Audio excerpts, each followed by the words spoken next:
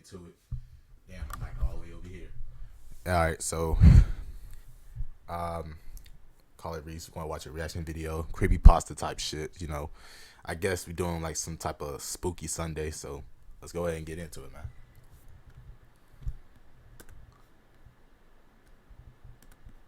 Creepypastas, the spooky virtual ghost stories that everyone hates to love. You know the drill by now. An iceberg is a list of topics ranked in order of obscurity. The well-known and famous, or sometimes infamous entries are at the top and slowly get more obscure the further down that you go, with the most esoteric and at times disturbing entries found at the bottom. Today we're going to be jumping into tier 3 of the creepypasta iceberg. Now you can watch the previous 2 videos if you want, but if you haven't, this video is still going to make perfect sense. Now this tier is super interesting. Most of these creepypastas I didn't know before I started doing research for this video. There's a super wide variety as well, from r/no sleep classics to really cool video game creepypastas, and I'm not gonna lie, there are quite a few duds sprinkled in. I also want to mention before we jump in that this iceberg video will contain mentions of some disturbing topics. We're dealing with horror stories here, so it's kind of par for the course, but I won't be going into anything in too much gruesome or graphic detail, and anything that's super offensive or... Now, I don't know a lot about the creepypasta stuff. I know there's a little bit of it. What do you think, what do you think that is? What do you think that's crazy?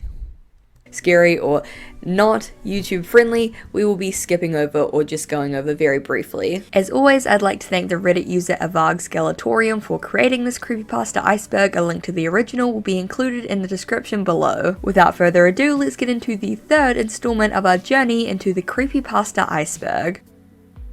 Funnymouth. Written by Slimebeast, the author behind famous creepypastas Abandoned by Disney and I Hate You, which we'll actually be covering later in this video, Funnymouth is a short horror story about a strange forum user. When the author logs onto his website, refersales.com, he and a fellow admin notice a strange new user called Funnymouth in the chat. The character is kind of a riff on the type of inexperienced internet user that misspells everything and overuses emotes, with Funnymouth typing out nonsensical strings of words and frequently sending large, wide-eyed emotes over and over. The author quickly tires of this, but can't shake a strange feeling, as from that night onwards they begin having strange nightmares. In them, the author can feel what he thinks is a slimy worm crawling over his mouth and wakes up with strange residue there, as well as 4 imprints on the bed as if something was kneeling over him. To make things even worse, Funnymouth begins emailing him despite— What the fuck is that? Y'all see that shit? What is that? Oh man, we getting some real shit. Deep. As far as he can tell, nobody giving the strange user his information. Despite blocking Funnymouth, the author is soon emailed by a fellow admin alerting him that refersales.com is down. He checks the website and to his horror it shows a distorted gaping face made up of tiny text which reads Funnymouth. The next night when the author has a nightmare, he wakes up and looks in the mirror, seeing that his jaw has been unhinged. He laughs, amused by his new funny mouth, and logs into the Refersales chat, beginning to spout the same bizarre lines that Funnymouth himself used in the beginning.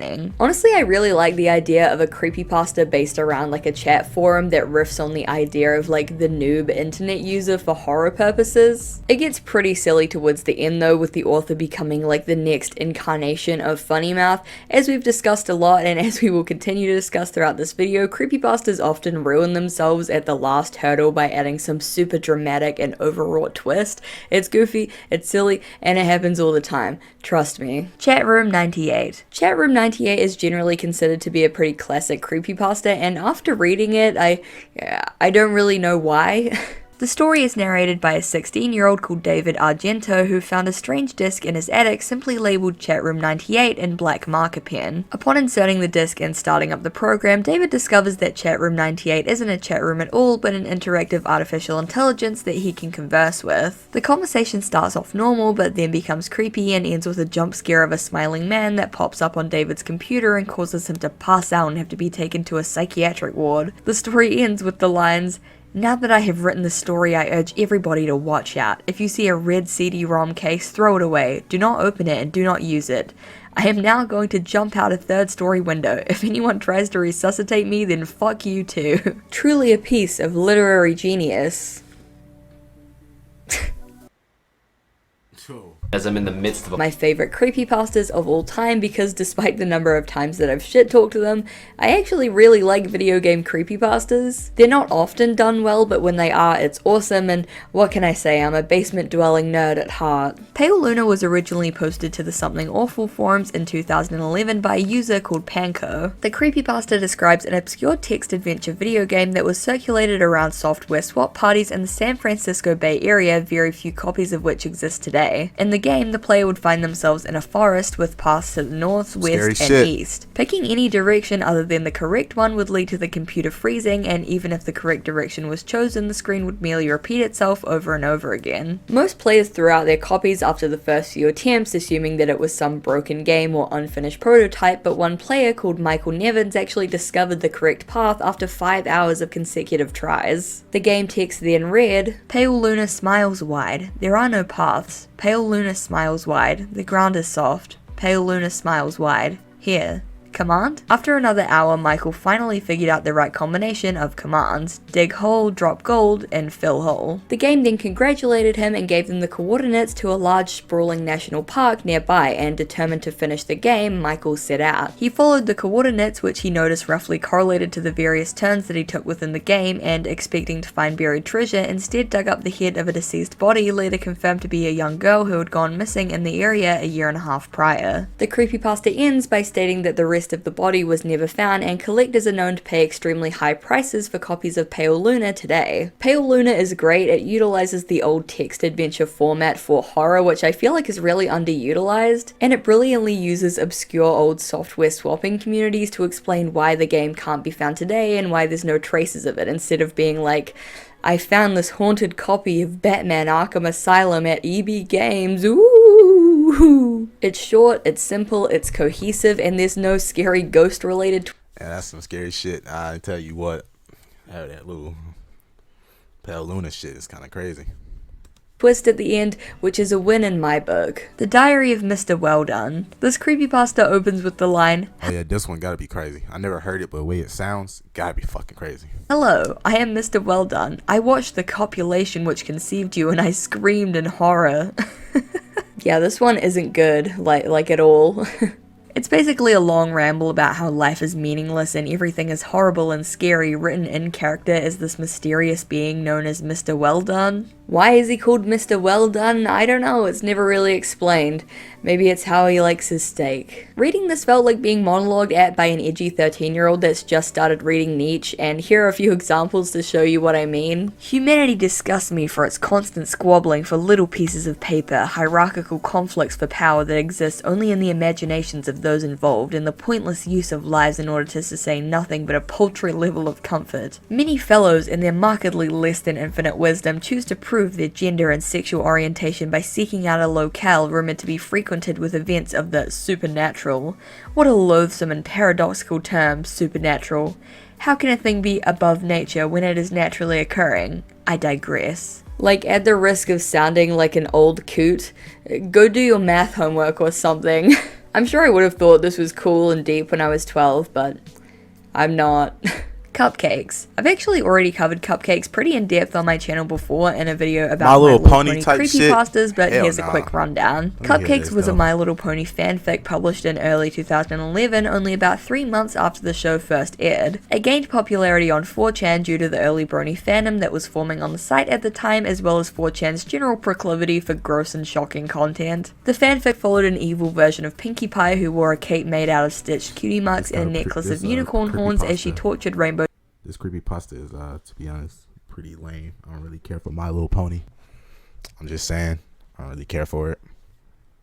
Dash and quite literally made her into cupcakes. The fanfic isn't particularly well written or good, but it's one of the earliest instances of creepypasta within the My Little Pony community, and for that reason it's become infamous within the fandom. Lost Silver. If you were into Pokemon in the 2010s, you've definitely read the Lost Silver creepypasta and definitely had very unserious Pokemon related nightmares after reading it.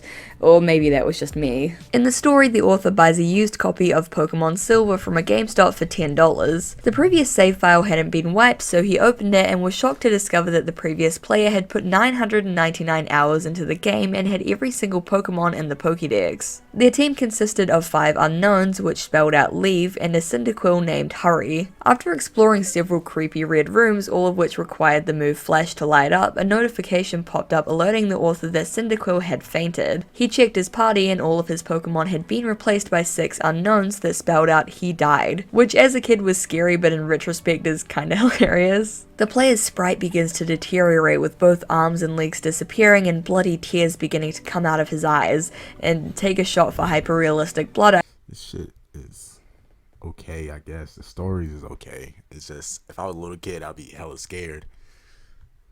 As if you're playing the drinking game at home. The story just gets more convoluted and long from here. I think that Lost Silver is really interesting because of its place in the early Pokemon creepypasta canon, but aside from that, there's not really much to it. SpongeBob bootleg episode. If you're anything like me, you've seen this image floating around on various places on the internet throughout the years, but never knew that it actually comes from a SpongeBob creepypasta. This image was taken from a split-second frame in a corrupted bootleg of the SpongeBob SquarePants episode Dumped. Other than the image, the rest of the video is composed of incomprehensible jumbles of colors, static, or just black screens. The short, and I really do mean short, it's only 3 paragraphs long, creepypasta ends with the claim that if you stare at the image long enough, SpongeBob will blink. Hey, creepypastas are Now, I'll be honest. When I was young, I thought there was an actual episode of like all the SpongeBob creepypasta, the Squidward, Red Mist, and all that type of shit. And I was like looking it up type shit. I was trying to look for the actual full episode and shit. But when I got older, I realized this shit wasn't real. What the fuck? pretty scary, but you know what doesn't have to be scary? Making a website.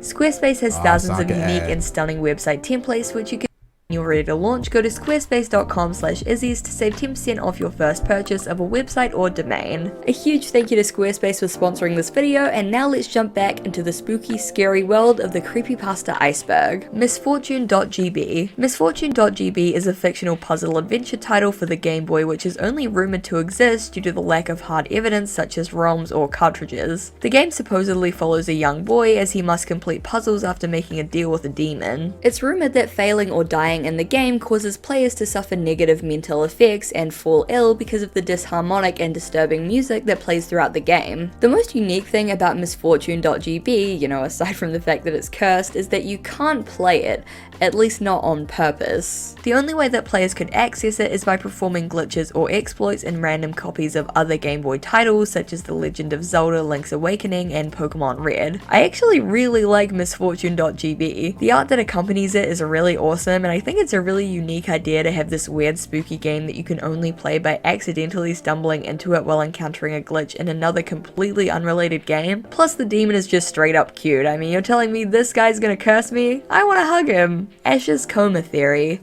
This is a popular Pokemon fan theory which puts forth the idea that Ash Ketchum, the primary protagonist of the Pokemon anime, is actually in a coma throughout the entire series. In the very first episode of the anime, while trying to rush Pikachu to a Pokemon Center on a bike, Ash is chased by a flock of Spearow who cause him to crash his bike. In one last attempt to ward off the flock, Pikachu uses a lightning attack that causes a massive explosion of light to knock everyone out. It's theorized that either the bike crash or the massive jolt of electricity caused Ash to fall into a coma, and all of Ash's whimsical and magical adventures are just figments of his imagination as he lays in the hospital. Ash's Coma Theory really helped to popularize the dead/in a coma trope. Take pretty much any franchise nowadays, especially ones for children, and there will be a theory about the characters being dead or in a coma or seriously mentally ill, and for better or for worse, Ash's Coma Theory is to thank for that. The Grey Man. The Grey Man is a creepypasta revolving around. Now that Pokemon shit, I heard about it a long time ago. That's an old ass theory. Damn, I did not know that shit was very old. But I think he was in a coma the whole time though.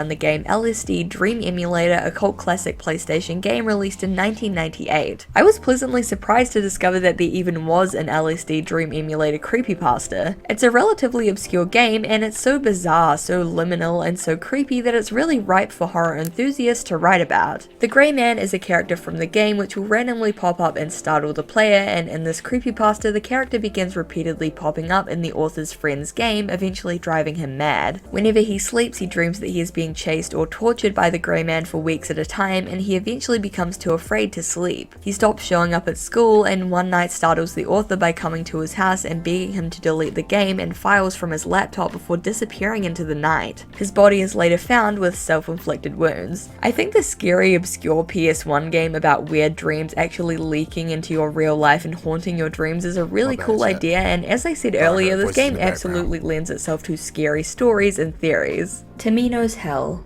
Okay, this one's actually super interesting. Tomino's Hell is a poem by Japanese poet and literary scholar Yasuo Saijo, published in 1919. Many years later, sometime during the 2010s, an online rumor began to spread that reading this poem would bring you misfortune, curse you, or lead to some other terrible fate. I'm going to read the poem to you now, don't worry, nothing is gonna happen, but just in case if you are scared of getting cursed, feel free to skip forward a little bit. Also, credit to David Bowles for the English translation of this poem.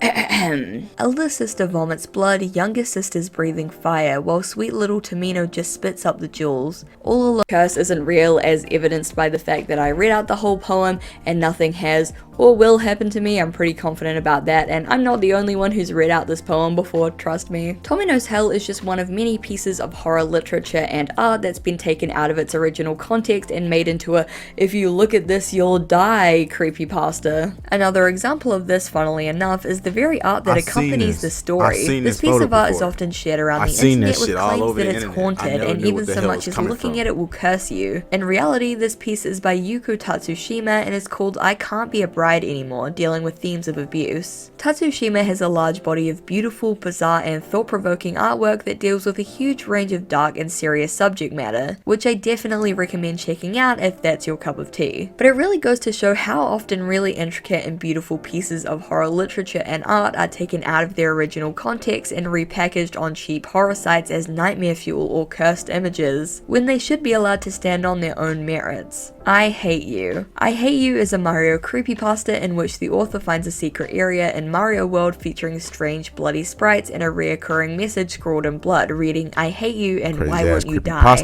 Though the author speculates over who these messages could be from, it's soon revealed that Luigi himself has been behind them the whole time. And okay, if this creepypasta premise couldn't get any sillier, I just really need to read this excerpt out to you because it's amazing. Quote, "The messages scrawled on the walls, I hate you and why won't you die? Luigi. He's always been Mario's second banana, the player too, the one who doesn't get the princess in these early games. No matter how identical he is to Mario in skill set and ability and tenaciousness and bravery, at the end of the day the game is Super Mario Bros. And he's just the brother. How he must have hated Mario. Who among us wouldn't? Think about it. No matter what happens, Mario always comes back. No matter how many corpses he leaves littering the battlefield, he's always there once more to leap and share and get all the adoration. From day one, from the original Mario Bros. Onward, it had always been an inside job." This creepypasta was written by Slimebeast, who had quite a few famous creepypastas under his belt, and is clearly a Mario Bros. Spin on Godzilla NES, complete with custom sprite artwork for the screenshots. It's silly and overblown, but it knows that it's silly and overblown. Annie 90 to interrupt the three innocent little pigs as they hurriedly fortified their makeshift homes. I grinned at this thought and then turned my head to look for Margaret. She was a couple of feet down the hill from the entrance of the cave, holding a walking stick close to her petite breasts. Just let that sink in for a minute. God's Mouth is a short horror story about a cave called God's Mouth, which is actually sentient and eats people. The two protagonists, Nathan and Margaret, venture into the cave while on vacation and quickly find themselves turned around, unable to figure out which way they came. As they go deeper into the cave, the passages begin to twist and turn, separating the two until they discover that God's teeth, the jagged rock formations and stalactites within the cave, are slowly closing in on them, ready to chew them up. It's actually a really cool premise for a short story. I really like the atmosphere and the idea that it sets up, but it's definitely ruined by some very subpar and unnecessarily breast-heavy writing at points. Arizona. Not too much to say about this one. It's a pretty cut and dry ghost story set in the desert of Arizona, with our main two protagonists stopping at an abandoned gas station and stumbling upon some disturbing figures that begin to haunt their every move, driving them to insanity. The Pocket. The Pocket is a creepypasta character which takes on the form of a grotesque creature with hollow eyes and a wide smile, and which wears the faces of its victims. For some reason, the image always associated with it is this image of SCP-1471, which is lazy to say the least.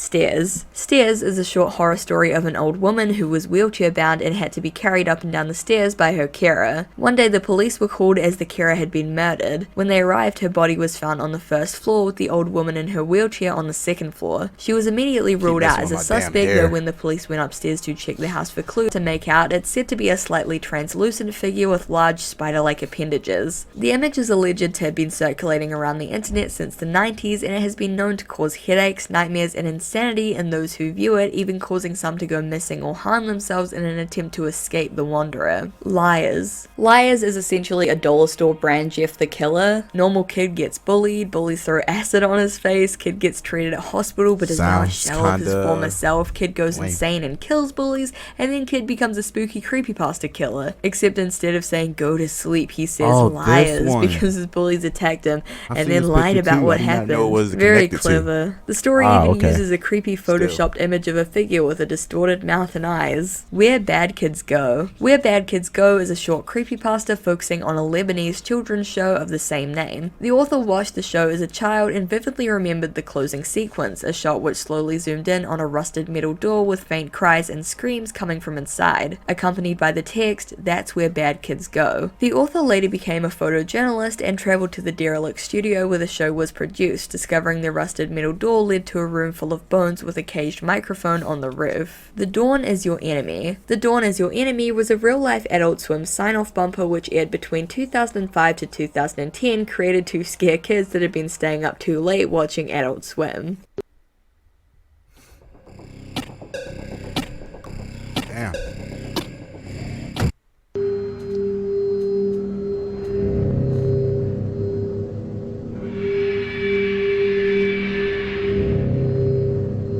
It was later turned into a creepypasta urban legend that claimed that the full audio clip includes sounds of screaming and torture and was accidentally aired in full one morning on Adult Swim, leading many to question where the studio had acquired that audio in the first place. The Dawn is Your Enemy is such a cool bumper and actually reminds me of how cool and creative a lot of Adult Swim's bumps have been over the years. The creepypasta, not so much. Borrasca. Borrasca is generally praised as one of the best, most well-written and scary creepypastas out there, so much so that it was made into a 2-season psychological thriller podcast starring Cole Sprouse. Whether you see that as glowing praise or a damning indictment depends entirely on how you feel about the Sprouse twins. The story follows a young boy called Sam who moves to an old mining town in Missouri and struggles to adjust to the many strange goings-on there, especially the deep metal grinding noise that emanates from Borrasca, a mysterious place in the mountains where terrible things happen, or so the local kids say. When Sam's sister goes missing, it starts a nearly decade-long search for answers, and as more and more girls go missing, Sam and his friends realize that the townspeople may know more than they're letting on. I'm not going to spoil any more.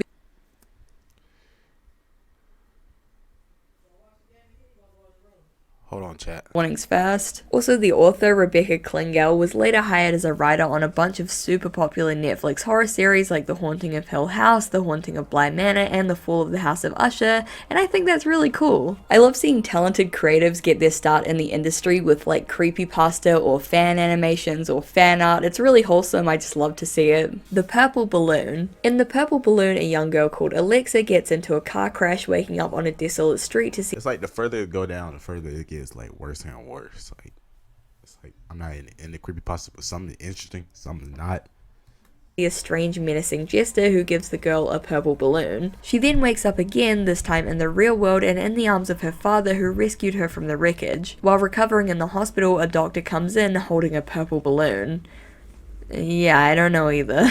White with Red. White with Red is a super iconic early creepypasta dating all the way back to 2008. It's honestly less of a creepypasta and more of a gimmicky campfire story. I even remember this one circulating around my school at one point during my childhood. You might have heard it. It's the one where a guy checks into a hotel and the lady at the check-in desk tells him that there's a room down the hall that's locked and under no circumstances is anyone to go in there. He heeds the warning the first night, but curiosity soon gets the best of him and he looks through the keyhole. Chilly air blows through and he sees a hotel room just like his with a very pale woman facing the corner. The next night he checks again but only sees red. He figures the inhabitants must have caught him snooping and covered up the keyhole, but the next morning when he checks out he mentions it to the lady at the desk who, with a shiver, reveals that a man murdered his wife in that room and her ghost haunts it.